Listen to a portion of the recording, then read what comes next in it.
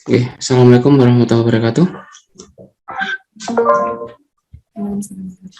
Nah, mau tanya Pak, untuk riwayat pekerjaan itu untuk yang GTT itu pengisiannya bagaimana? Itu terus untuk yang kedua, untuk poin 10 tadi Pak, untuk tidak akan mengajukan pindah, itu ditulis tangan atau seperti yang tadi Pak? Tadi ada keterangan ditulis tangan, Niko. Terus untuk yang ketiga itu untuk yang sebagian pertanyaan dari teman-teman untuk SKCK yang mencarinya sebelum tanggal 24 Desember itu harus cari lagi atau Mas menggunakan itu bisa Pak? Oke, nuwun. Monggo Pak Agung bisa menjawab pertanyaan dari Bapak Yanuar Prastianto.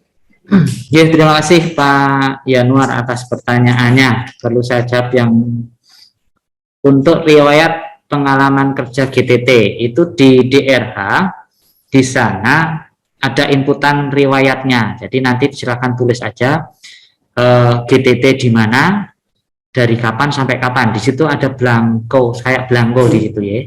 Untuk nanti untuk ini keperluannya untuk di pengisian di DRH. Untuk riwayat pengalaman kerja. Jadi nanti silakan buka di DRH-nya, nanti di situ ada riwayat pengalaman kerja. Untuk di unggahan, nah, tadi sudah saya sampaikan terkait unggahan, kami juga belum melihat untuk yang guru ini, P3K guru ini, apakah slot untuk unggahan dokumen terkait pengalaman kerja ada tidak. Pengalaman yang kemarin terkait pemberkasan P3K non guru, di situ ada slot khusus terkait unggahan pengalaman kerja. Jadi nanti kenapa ini kita sampaikan? Takut saya kalau tidak kita sampaikan ternyata di situ ada slot unggahan untuk pengalaman kerja. Jadi misalkan di sana ada penjenengan sudah mempersiapkan diri untuk membuat scan dokumennya. Ngaten. Untuk yang kedua, tidak akan mengajukan pindah. Yang ditulis tangan itu hanya terkait data pribadi. Jadi di sana kan ada blanko. Nah, di situ ada misalkan nama, itu namanya harus ditulis dengan tangan. Alamatnya mana? Itu harus ditulis dengan tangan. Tanggal lahir maupun tempat lahir di situ harus tulis tangan. Jadi di sana ada blanko, silahkan isiannya ditulis dengan tulisan tangan. Gitu. Dan juga nanti ada tanda tangan dan harus dibubui dengan materai 10.000. Terkait untuk SKCK yang pencariannya sebelum di tanggal 24 Desember, monggo bisa dipakai sepanjang keperluannya tadi sudah saya sampaikan untuk pemberkasan P3K. Jadi ada kata-kata selain itu mohon maaf nanti penjenengan harus mencari lagi. Yang penting ada untuk persyaratan pemberkasan P3K.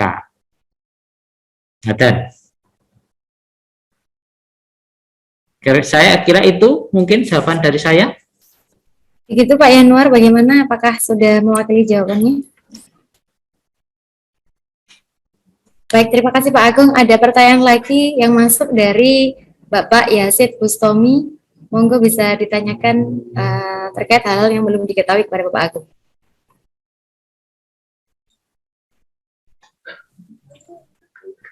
Baik, terima kasih atas waktunya. Selamat pagi Pak Agung. Untuk yang saya tanyakan, yang pertama adalah untuk isian akreditasi jenjang mulai dari SD, SMP, SMA, itu akreditasinya diisi pada saat kita lulus atau sekarang. Yang kedua, untuk masa kerja itu diisi mulai kapan? Yang ketiga, di DRH itu untuk isian ijazah yang kolom SMP itu isiannya ada SMP, SMPLP, dan SMPP. Sedangkan ada peserta yang SMP-nya itu MTS seperti itu. Itu diisi bagaimana. Kemudian tadi untuk foto, tadi untuk foto pakai dasi apa tidak, Bapak?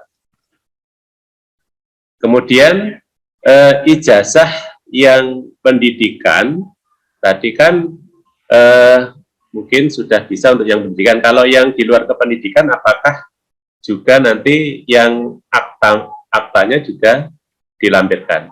Terima kasih, Bapak Agung. Baik, monggo Bapak Agung bisa langsung menjawab pertanyaan dari Bapak Yazid Bastomi. Monggo Bapak. Terima kasih atas pertanyaan Pak Yazid Bastomi. Untuk akreditasi itu pada saat lulus. Untuk akreditasi pada saat lulus. Jadi SMP, SD, SMP mungkin tidak ada akreditasi, cuman yang ada akreditasi mungkin di perguruan tingginya, ya. Jadi pada saat lulus. Untuk masa kerja ini yang perlu saya tanyakan, ini terkait masa kerja pada saat untuk pengisian DRH atau apa, J? Kalau itu untuk DRH, Bapak.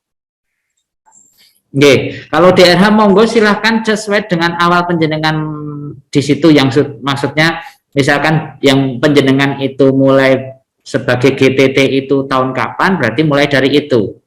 Masa kerjanya berarti misalkan sampai kapan, berarti sampai sekarang. Sampai sekarang. Terus untuk yang ketiga terkait pendidikan. Pendidikan di situ kan ada slot, misalkan SMP, nanti nama pendidikannya aja ditulis. Jadi misalkan tingkat pendidikannya itu SMP, nanti untuk nama pendidikannya itu ditulis MTS atau MTS atau MTS mana, misalkan MTS N1 Wonogiri misalkan, silakan ditulis seperti itu. Jadi untuk tingkat pendidikannya tetap SD, SMP, SMA tingkat pendidikannya, karena kita kelihatannya itu sudah default seperti itu. Jadi untuk nama pendidikannya aja ditulis MTS, MI atau Madrasah Aliyah gitu kan, ditulis seperti itu. Untuk foto, untuk DRH, monggo silahkan mau pakai dasi enggak apa-apa, yang penting bajunya putih, backgroundnya merah.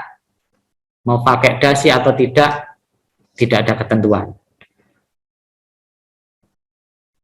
Terus untuk yang kelima terkait dengan P3K yang tidak memiliki tidak berijazah pendidikan, itu silahkan akta pendidikannya disertakan kalau ada.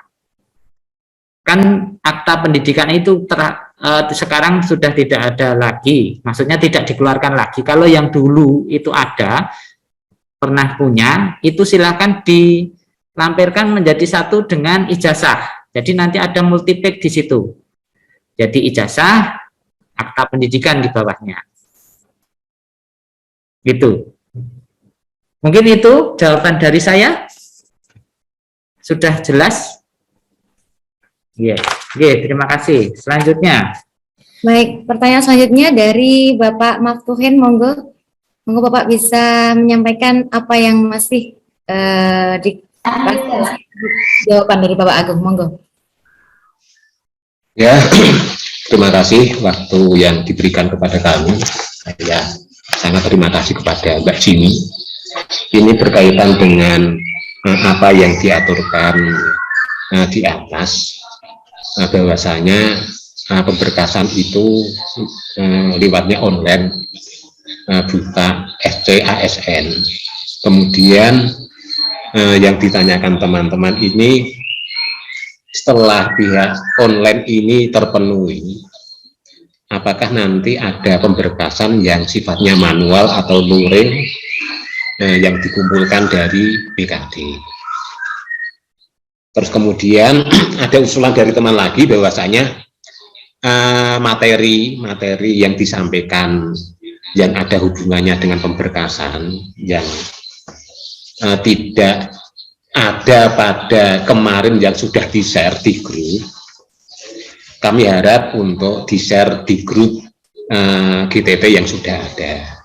Tujuannya biar teman-teman ini semakin jelas, dan nanti ketika melangkah ya sesuai dengan harapan.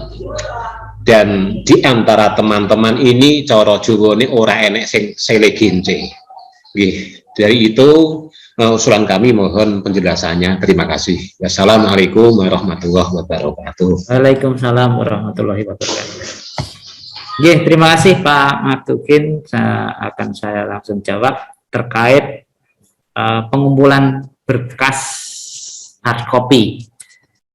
Memang untuk saat ini kami belum melaksanakan itu, maksudnya belum menerima itu karena proses pemberkasan dan usulan NIP 3K-nya kan belum selesai. Jadi nanti setelah penjenengan menandatangani kontrak P3K, kontrak kerja, dan sudah mendapatkan surat keputusan pengangkatan P3K,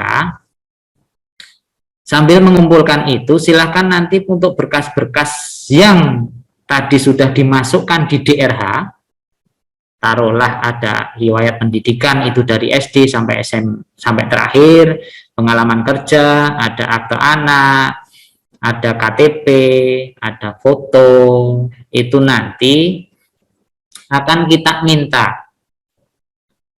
Terkait legalisir, misalkan untuk ijazah SD-nya itu ada di Sumatera misalkan, karena merantau sekarang ada di Wonogiri, itu untuk legalisir SD sampai dengan ijazah sebelum terakhir itu tidak perlu.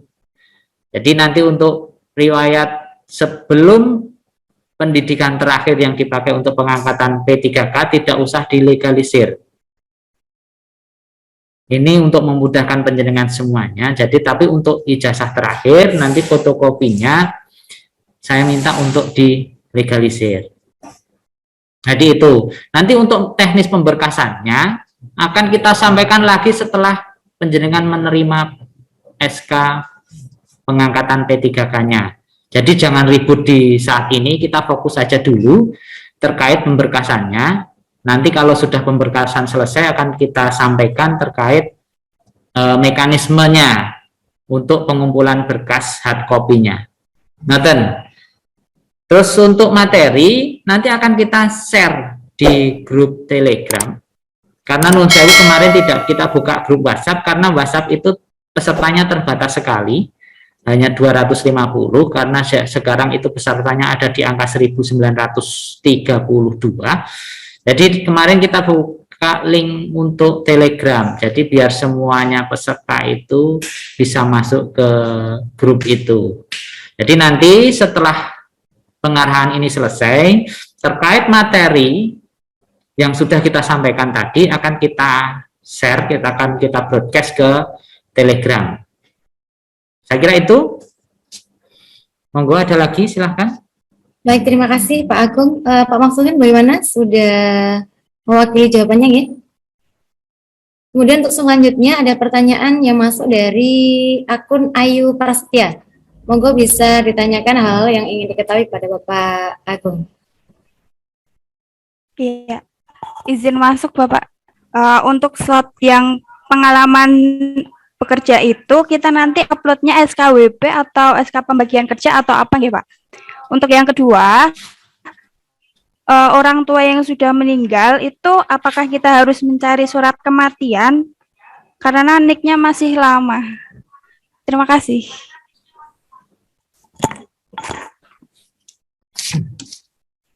Oke, akan langsung saya jawab Mbak Ayu Prasetya.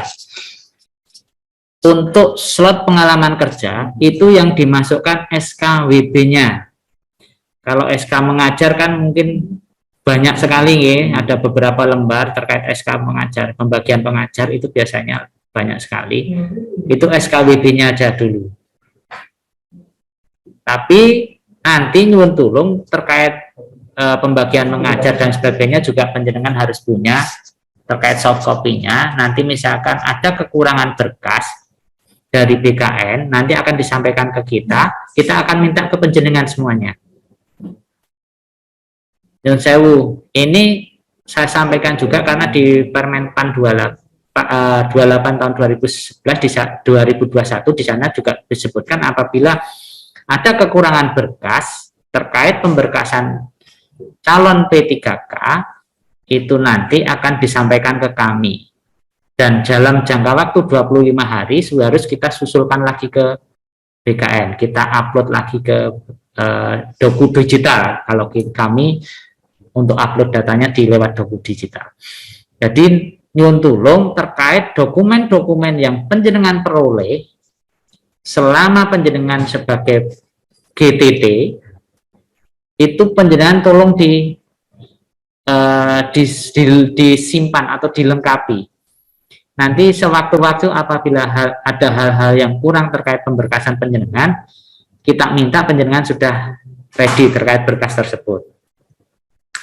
Terus untuk data orang tua terkait NIK, silakan NIK lama aja dipakai enggak apa-apa, tapi nanti di keterangannya orang tua itu diisi almarhum, jadi tidak usah karena NIK-nya maksudnya NIK itu kan begitu sebenarnya begitu sudah meninggal NIK itu harusnya sudah terhapus dengan sendirinya. Jadi nanti misalkan kalau sudah meninggal dan tidak meninggalkan dokumen NIK apapun, silakan NIK-nya dikosongi aja, tetapi di keterangannya silakan ditulis almarhum. Jadi kita jadi tahu antara yang masih hidup dan yang sudah meninggal. Nah, dan mungkin dari saya cukup. Ada lagi? Baik, pertanyaan selanjutnya dari akun Siti Nurjanah. Ini Ibu atau Bapak ini monggo bisa menanyakan.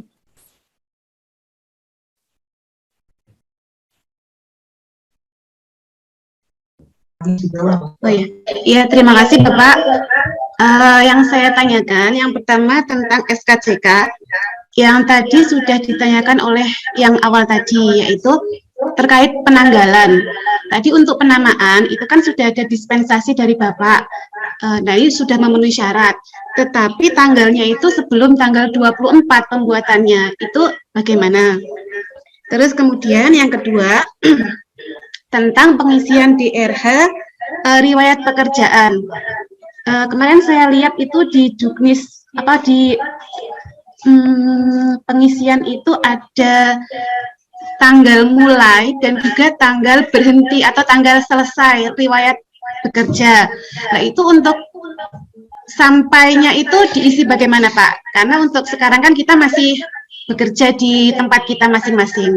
Mungkin itu pertanyaan dari saya. Terima kasih. Terima kasih atas pertanyaan Bu Siti Nurjanah. Terkait SKCK tadi untuk keterangannya sudah saya sampaikan, karena pembuatannya di tanggal sebelum tanggal 24 dan itu masih berlaku. Karena nyuwun sewu, SKCK itu berlakunya kan 6 bulan. Dan untuk pemberkasannya itu kan nanti di Januari itu posisinya kan masih berlaku. Jadi saya toleransi juga tidak apa-apa, yang penting untuk persyaratan pengangkatan P3K itu, karena kata-kata itu harus letterlock itu harus ada seperti itu. Jadi untuk penanggalannya karena masih berlaku, jadi sebelum tanggal 24, yang penting nanti di Januari 2022 itu masih berlaku, berarti masih bisa dipakai. Untuk yang kedua, DRH terkait riwayat pekerjaan, kalau di situ mulai dengan sampai dengan itu harus memakai tanggal, berarti penjenengan sampainya itu sampai dengan pemberkasan. Berarti misalkan pemberkasan penjenengan di tanggal 31 Desember, ya silahkan ditulis itu. Kalau penjenengan pemberkasan mulai mengunggah pemberkasan itu di tanggal 1 Januari, silahkan ditulis itu. Tapi lebih amannya karena terkait dengan tahun anggaran mungkin lebih aman di tanggal 31, karena posisinya biasanya kalau dibuat per tahunnya biasanya di akhir tahun, tapi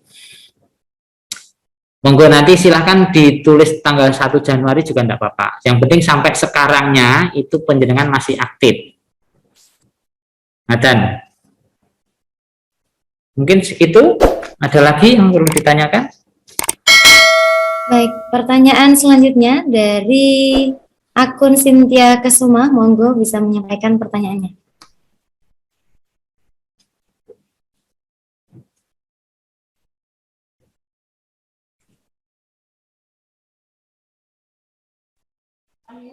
Ya, terima kasih atas kesempatannya. Hal yang akan saya tanyakan yaitu berkaitan dengan surat lamaran yang sudah disediakan formatnya. Untuk penulisan tempatnya itu Wonogiri atau kecamatan masing-masing ya, begitu Bu. Terima kasih. Baik, monggo Pak Agung bisa menjawab pertanyaan dari Ibu Cynthia Kesuma. Terima kasih Bu Cynthia Kusuma. Untuk tempat itu aman di kata-kata kabupaten. Jadi silahkan, karena nanti berkas itu akan kita sampaikan ke BKN, otomatis dia mengenalnya di kata kabupaten. Jadi nanti silahkan ditulis kabupaten saja, kabupatennya. Jadi Wonogiri tanggal berapa penjenengan membuatnya. Itu. Baik, terima kasih Pak Agung. Ada pertanyaan kembali dari Ibu Trinarsih. Monggo Ibu bisa menyampaikan pertanyaannya.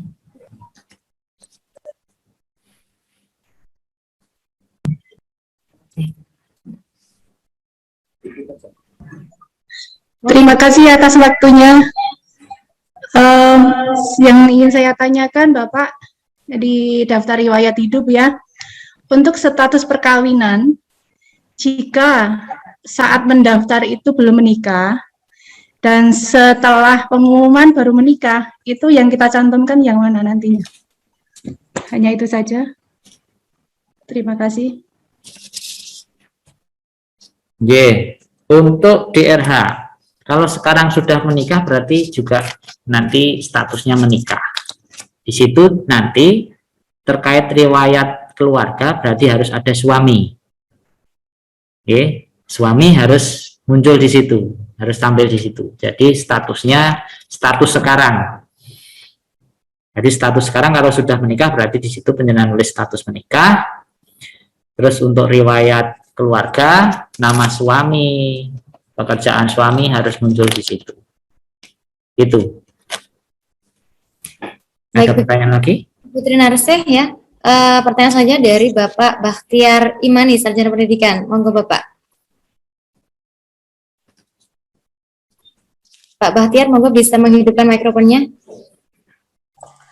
Terima kasih. Assalamualaikum warahmatullahi wabarakatuh.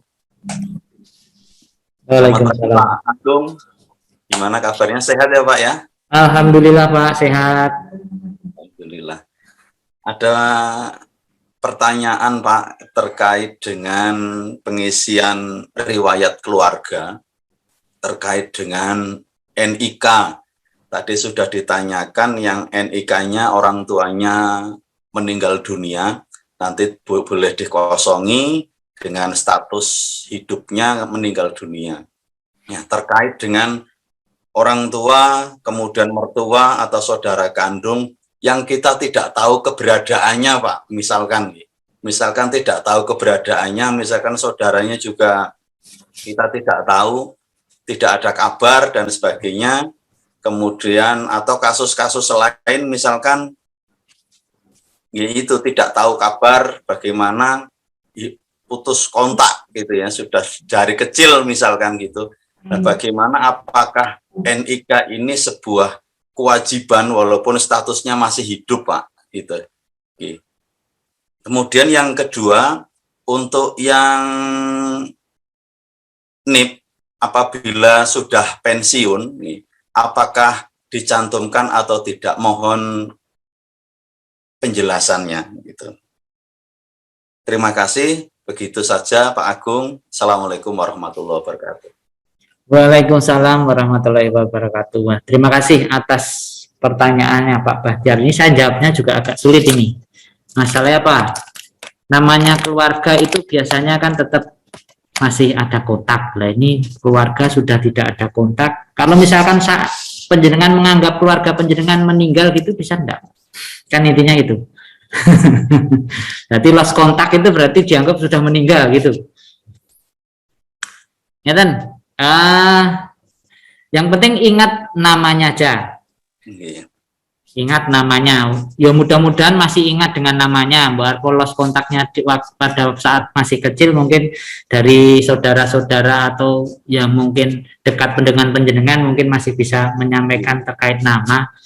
Monggo silakan ditulis. Ya. Terus misalkan merantau ke luar negeri sampai sekarang tidak ada kabar gitu kan, ada kejadian begitu Pak. Iya, ya berarti kan penjenengan dulu pernah ketemu dengan saudara penjenengan itu, terus otomatis penjenengan juga masih ingat dengan namanya.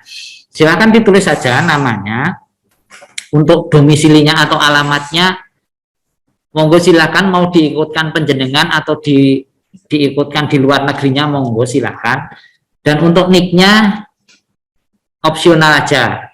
Saya juga tidak bisa memaksakan penjenengan harus mencari harus ke Dukcapil atau gimana, tapi karena itu data-data di luar data personal mungkin bisa dikosongkan. Tapi terkait kalau data personal penjenengan itu semua harus terisi dengan baik dan benar. Baiklah itu. Terus untuk NIP bagi PNS yang sudah pensiun, tidak usah ditulis, tidak apa-apa. Statusnya nanti pensiun, pensiun. Tidak usah ditulis, tidak apa-apa. Kalau status hidupnya tetap hidup, nanti misalkan tidak usah ditulis terkait NIP yang sudah purna. Karena kadang sok-sok kalau sudah purna itu NIP-nya masih NIP lama, jadi masih yang 8 digit. Jadi kalau sekarang kan sudah yang 16 digit, nanti pun jenengan NIP3K-nya juga 16 digit, jadi harus hafal. Itu, jadi kalau yang sudah purna silahkan dikosongi saja, tidak apa-apa. Betul Pak Bahtiar? Baik, terima kasih Pak Agung. Pertanyaan selanjutnya ada dari Ibu Diana Paramitasari. Monggo Ibu bisa menghidupkan mikrofonnya. Nggih, matur sembah nuwun. Saya akan bertanya berkaitan dengan ijazah, Pak. Jadi kemarin waktu melamar itu saya menggunakan ijazah S1 Pendidikan Sosiologi karena ijazah linear PGSD-nya belum keluar. Nah, kemarin bulan November itu ijazah linear PGSD-nya itu sudah keluar. Pada saat pemberkasan nanti apakah saya bisa melampirkan semua atau hanya ijazah yang saya gunakan untuk melamar saja yang saya unggah di DR? Matur Pak, matur nuwun. Terima kasih atas pertanyaan Mbak Diana Paramita. Ya, mungkin terkait ini, untuk terkait data-data terkait pendidikan itu kan kemungkinan sudah data yang sudah masuk di Dapodik. Nanti untuk verifikasinya mungkin di BKN itu memakai itu. Jadi nanti misalkan mau menyertakan ijazah penyetaraannya PGSD-nya, itu nanti tetap ijazah yang lama saya minta untuk diunggah juga. Jadi nanti dibuat multi page. Karena saya terkait linearitas mungkin yang ranah dinas pendidikan yang lebih tahu, nanti terkait itu mungkin saya nanti bisa dibantu menjawab terkait ini Bu Retno atau Mas Stefani atau Bu Kepala. Saya mohon tolong untuk dibantu dijawab. Tapi terkait ini mungkin ini prediksi saya saja, karena nanti untuk pemberkasan ini mungkin menggunakan data Dapodik juga seperti kemarin waktu pendaftaran, karena untuk verifikasi datanya juga hanya menggunakan data Dapodik. Saya lebih cenderung data yang S1 pada saat dipakai mendaftar, yaitu yang sudah ada di Dapodik itu yang itu dipakai, plus nanti mungkin di bawahnya ada ijazah S1 yang PGSD yang penyetaraan itu. Atau mungkin yang lebih jelasnya mungkin Bu Retno atau Mas Stefani bisa menjawab.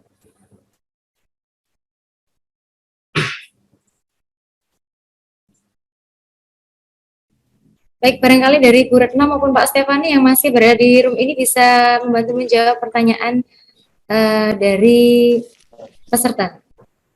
Monggo, Bu Retno.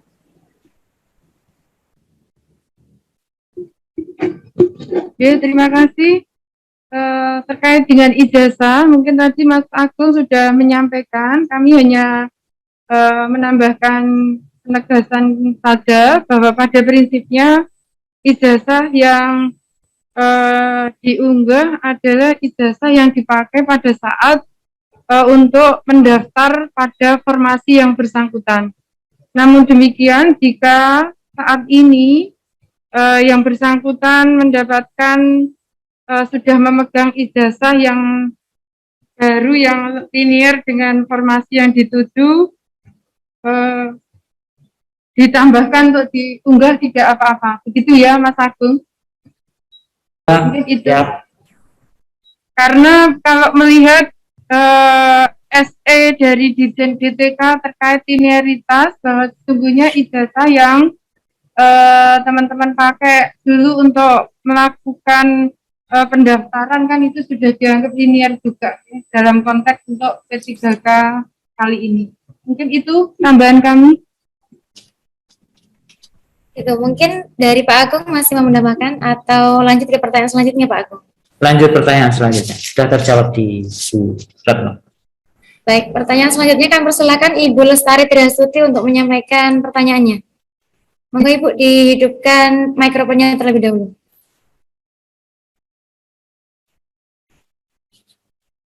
Mikrofonnya mohon dihidupkan dulu Ibu Bu Lestari.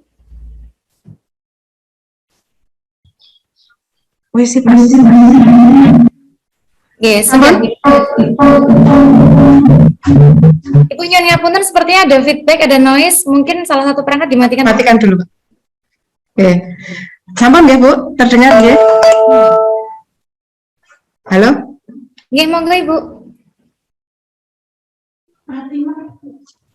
Hah? Dari monggo. Disampaikan pertanyaannya. Pak, ini saya, Pak. Sudah masuk. Mohon aku saanui. Sudah Ibu. Wis tak urip ki. Sudah toh? Sudah. Itu masih terdengar. Sudah terdengar Ibu Lestari, monggo silakan disampaikan pertanyaannya karena masih banyak pertanyaannya masuk juga. Monggo Ibu. Apa terdengar ya, Bu? Sampun, monggo. Ini saya bertanya mengenai Serdik pada saat pendaftar pemberkasan ini sudah memiliki Serdik, apakah Serdik tersebut nantinya dilampirkan atau tidak? Mohon maaf, bisa diulang lagi pertanyaannya? Oh, untuk pendaftaran dulu belum memiliki Serdik. Nah, sekarang ini pada saat pemberkasan sudah memiliki Serdik. Apakah itu nantinya dilampirkan atau tidak? Begitu monggo Pak Agung. Terima kasih atas pertanyaan Bu Lestari. Monggo silakan dilampirkan, tidak apa-apa. Karena menurut saya, karena terkait Serdik ini kan penjenengan butuhkan lagi terkait ke depannya, yaitu nanti misalkan ada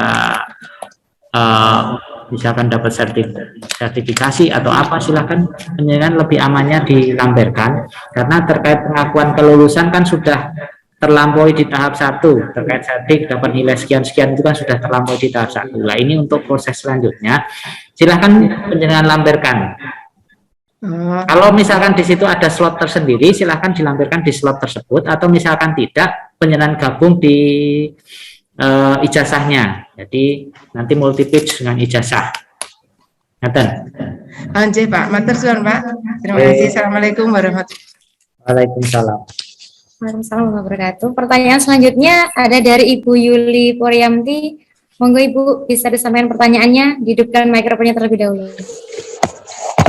Iya Bu, terima kasih kesempatannya.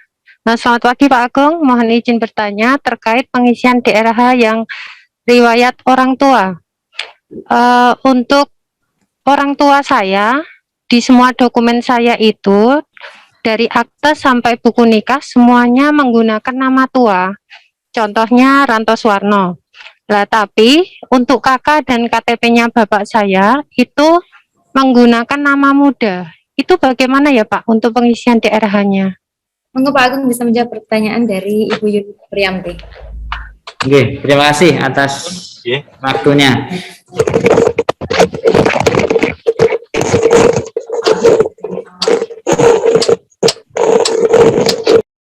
Oke, terima kasih atas waktunya. Pertanyaannya, saya mau konfirmasi aja dulu. Untuk nama tuanya tadi atas nama siapa? Ranto Suwarno, Pak. Ranto Suwarno. Iya. Ya. Itu gini aja. Karena itu data personilnya, itu data personil yang harus Anda cukupi di dokumen penjenengan, dan data personil penjenengan itu terkait dengan nama akte kelahiran penjenengan atas nama siapa? Maksudnya atas nama tua atau nama muda? Untuk akte sampai semua dokumen saya itu menggunakan nama tua. Oh ya, berarti gini. Karena ini untuk P3K kan dokumen penjenengan itu yang menjadi prioritas. Jadi silahkan ditulis nama tua aja. Karena akte kelahiran, surat nikah penjenengan kan atas nama Ranto siapa itu tadi kan. Jadi pakai nama itu saja. Jadi nama dokumen karena terkait dokumen penjenengan. Terus untuk riwayat keluarga nanti silahkan ditulis itu juga. Nicknya ditulis sesuai nick yang ada di KTP maupun KK, tetapi namanya silahkan pakai nama tua saja. Matan. Begitu Bu Yuli, bisa diterima? Terima kasih. Iya, bisa diterima. Terima kasih Bapak. Ya. Baik, terima kasih. Pertanyaan selanjutnya Bapak dari Bapak Teguh Arifianto, monggo bisa menyampaikan pertanyaannya. Ya, terima kasih waktu yang diberikan. Saya hanya mau bertanya mengenai Pak Teguh, mohon maaf ada feedback, ada noise, mungkin bisa menjauh dari perangkat yang lain. Ya, terima kasih waktunya. Saya hanya mau bertanya berhubungan dengan ijazah yang hilang, Bapak. Dalam DRH itu kan ada pengisian kepala sekolah. Nah, setelah diurus itu nanti dalam pengisiannya itu yang dicantumkan itu kepala sekolah pada waktu kita lulus atau pada waktu pembetulannya. Itu aja, Pak. Terima kasih. Terima kasih atas pertanyaannya. Yang penjenengan pakai, maksudnya yang penjenengan akan unggah, itu posisinya aslinya hilang. Fotokopinya masih enggak, Pak? Ada, Pak, fotokopi, tapi ya enggak begitu bagus, Pak. Fotokopinya ada? Ada, tapi enggak begitu bagus. Nama kepala sekolahnya jelas di situ? Nama jelas, Pak. Nah, penting itu aja, penjenengan pakai nama kepala sekolah yang ada di kopian, terus nanti ada lembar di belakangnya itu nanti unggahan penjenengan berarti harus ada dua. Jadi ijazah yang hilang itu harus ada karena itu menunjukkan asli dan tidaknya. Ya. Surat keterangan hilangnya itu harus asli nggih, Pak nggih, nanti untuk unggahannya. Enggak, Pak, itu soalnya kemarin saya sudah urut sudah 2010. Nah, terus ya itu kepala sekolahnya sudah ganti, namanya juga berubah dari kepala sekolah yang waktu kita lulus itu, Pak. Nggih, nyuwun sewu. Untuk surat keterangan penggantinya ada enggak? Ijazah yang hilang itu ada enggak? Sudah ada, sudah saya urus pada waktu 2010 itu. Nah, itu penjenengan ada aslinya kan? Maksudnya stempel basah maksudnya. Asli itu karena surat keterangan hilang itu kan modelnya pengganti ijazah yang hilang itu stempel basah. Nah, itu penjenengan harus ada itu. Jadi nanti fotokopian ijazah yang hilang fotokopinya itu, terus ada surat keterangan pengganti ijazah yang hilang itu yang stempel basah. Nanti nama kepala sekolahnya sesuai dengan fotokopian yang penjenengan sampaikan tadi. Oh ya, berarti yang pertama itu berarti yang lama, yang kepala sekolah lama sebelum yang penjenengan dapat ijazahnya itu. Nggih, Pak, nggih. Nggih, matur nuwun niki. Nggih. Ampun jelas. Pak Teguh. Ya, siap. Nggih, sudah jelas. Nggih, matur nuwun. Terima kasih. Pak Agung, masih ada pertanyaan lagi dari Ibu Widiawati. Monggo Ibu bisa dihidupkan mikrofonnya. Terima kasih. Bapak, yang ingin saya tanyakan adalah tadi kan tentang pengisian daftar riwayat hidup tentang pengalaman kerja yang harus dicantumkan itu apakah SK Bupati atau SK pertama sampai dengan terakhir atau SK pertama aja atau SK terakhir, karena kan mengingat kita diberikan SK setiap 1 tahun sekali. Gitu saja. Terima kasih. Oke, terima kasih. Karena DRH itu menyangkut dengan masa pengabdian dari awal sampai dengan di akhir.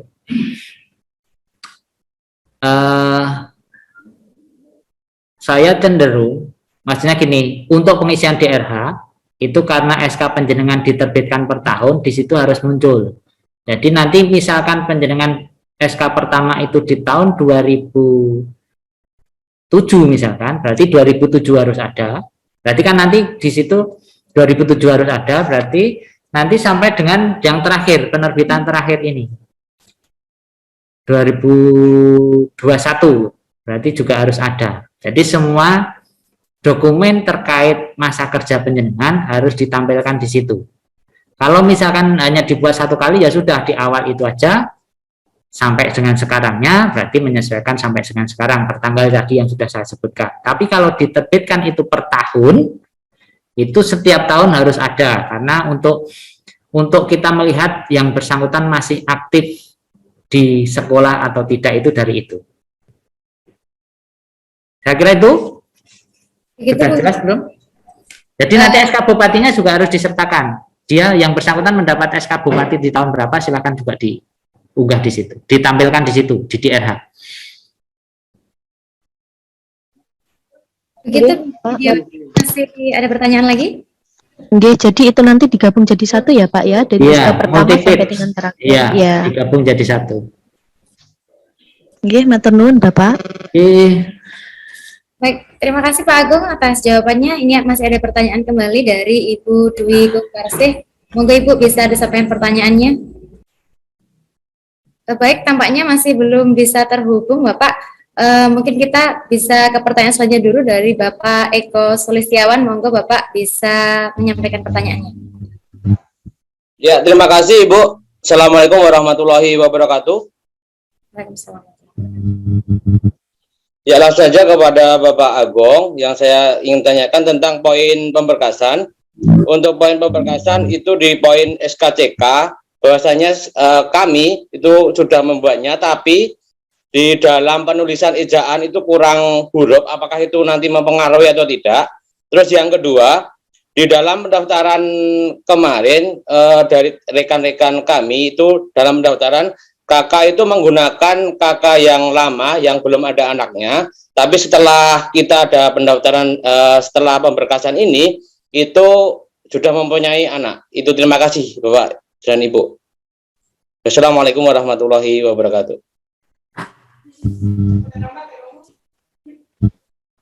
Oke, terima kasih Pak Eko Sulistiawan. Terhadap SKCK ini yang kurang hurufnya di bagian apa Pak? Contohnya saya seperti saya itu di Eko Sulistiawan itu TIY-nya yang I-nya itu tidak ada Bapak. Jadi dari Polres itu mengeluarkan langsung TYAWAN. Nun sewu, karena itu terkait nama, takut saya ada yang nama yang lain Eko Sulistiawan yang lain, bukan Eko Sulistiawan panjenengan. Takut saya seperti itu. Tapi nyun sewu, kami juga belum bisa. Kalau terkait dengan SK kami sudah memastikan itu harus diganti karena perbedaan ejaan. Tapi karena itu SKCK kami juga belum begitu paham nanti di BKN itu ditolak atau tidak. Sedetail itukah BKN akan memeriksa data penjenengan, tapi amannya saya minta penjenengan untuk ganti saja jadi disesuaikan dengan data-data penjenengan, karena nanti terkait nama itu memang sangat urgent sekali terkait itu. Jadi silakan nanti penjenengan buat baru aja aman semuanya. Kalaupun nanti di sana itu ditolak, sebenarnya nanti ada kesempatan kami untuk nagih jenengan terkait perbaikan itu. Jadi nanti daripada wirawiri harus meminta lagi penjenengan di sana diperiksa lagi, lebih baik kalau diketahui dari awal, silahkan disesuaikan dengan data yang real penjenengan.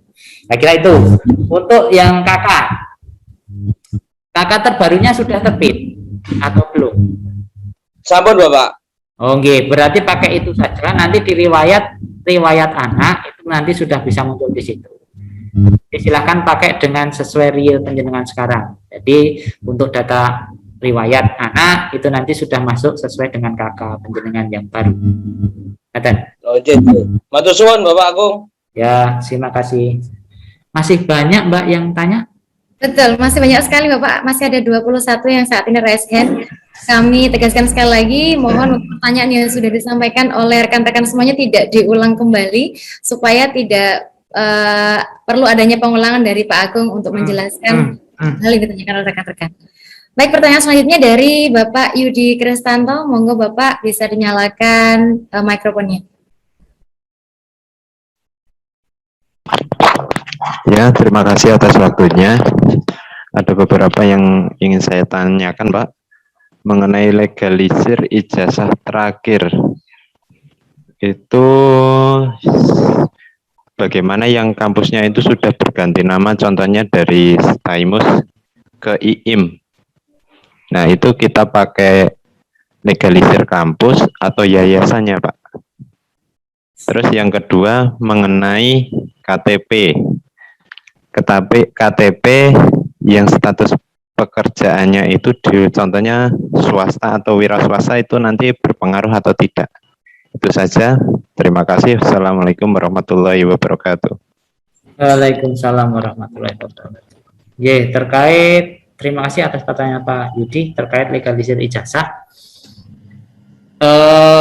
Yang sesuai dengan peraturan yang ada terkait legalisir ijazah kan harus ada dekan atau rektor atau ketua kalau itu sekolah tinggi. Jadi kita menyesuaikan itu saja. Kalau misalkan sudah berganti nama dan universitasnya itu baik dekan atau rektornya mau melegalisir, monggo kita menyesuaikan dengan itu saja. Tapi untuk pemberkasan ini yang harus diunggah adalah scan ijazah asli, jadi tidak perlu legalisir. Terkait ijazah untuk legalisir dan sebagainya nanti akan ada pada saat penjenengan setelah menerima SK pengangkatan P3K dan juga sudah penandatanganan terkait surat perjanjian kerjanya. Jadi posisi sekarang untuk pemberkasan itu saya tekankan lagi, semua berkas harus asli, scan asli, berkas asli, jadi tidak ada, harus ada legalisir. Itu. Untuk KTP, untuk yang statusnya itu menyesuaikan saja. Kalau kemarin itu masih statusnya swasta atau wira swasta, enggak apa-apa. Yang penting SK penjenengan itu, nomor peserta penjenengan itu sudah masuk di daftar ya peserta yang dinyatakan lulus P3K guru. Jadi untuk status nanti mudah-mudahan penjenengan nanti jangan-jangan saya minta ganti sekarang nanti sudah beda lagi. Misalkan saya sekarang GTT, terus besok jenengan sudah P3K ganti lagi, ya kan malah jenengan bolak-balik ganti KTP terkait status. Ya mudah-mudahan dengan dilaksanakan pemberkasan ini nanti penjenengan bisa membuat KTP dengan status P3K seumur hidup. Karena nanti ke depan kan KTP itu hanya diterbitkan sekali seumur hidup. Statusnya nanti tidak sampai dengan tanggal berapa tapi seumur hidup.